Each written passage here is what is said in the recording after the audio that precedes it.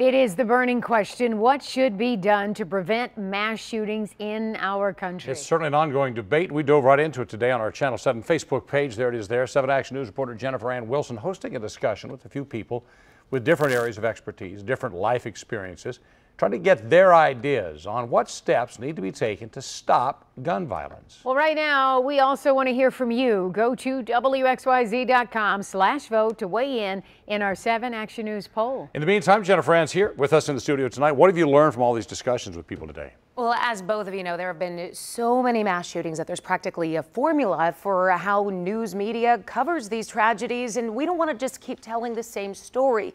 So we decided to highlight some of those that are working towards a solution. Today's conversation included a former police officer who himself owns a number of guns, a psychologist, plus a mother and activist, each with ideas about laws and databases they believe need to be created, and of course, mental health.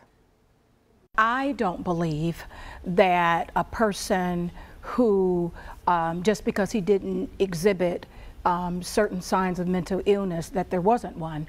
I think somewhere along the line we missed it. What diagnosis of a specific mental health problem indicates a symptom of shooting people?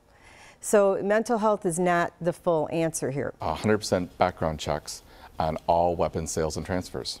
That's it. There's so many loopholes that there are still any number of ways that people who shouldn't have guns can get them.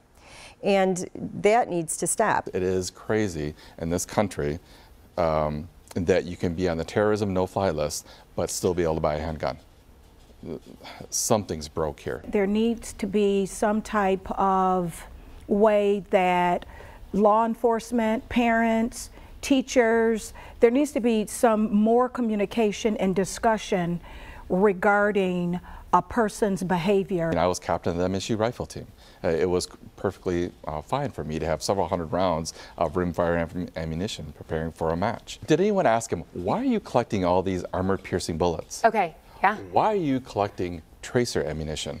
Why are you stockpiling weapons? And I think it's important to start having some discussions in terms of what certain behaviors look like. You can report your family member or your friend as a risk to themselves or someone else, but unless they reach that high level of mental instability, there is nothing anyone can do to remove their guns or to remove them.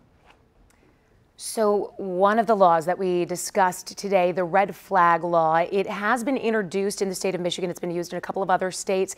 And the idea behind it is specifically that if you were a family member or you're a really good friend or you're a law enforcement officer who's had a number of interactions, maybe their text messages saying, I lost my wife, I lost my job, I'm having suicidal thoughts, and you know that they are a gun owner, that they can temporarily have the weapons removed from their home. That is called the red flag law. It does exist in, I believe, 5 states, and it has been introduced in the state of Michigan.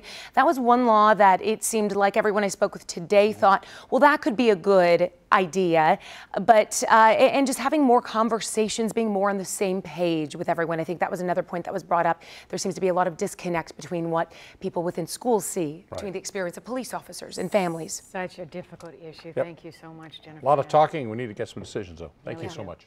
All right, here are the results of our 7 Action News poll. We asked you, what should be done to prevent mass shootings? So we're taking a look at it and whether it should be gun control. 47% say gun control is the answer right there. Fix the mental health system is the other 53%. So it's kind of close, but right now people leaning towards trying to get the cause of the problem being mental health issues. Many people think both, for sure. Well,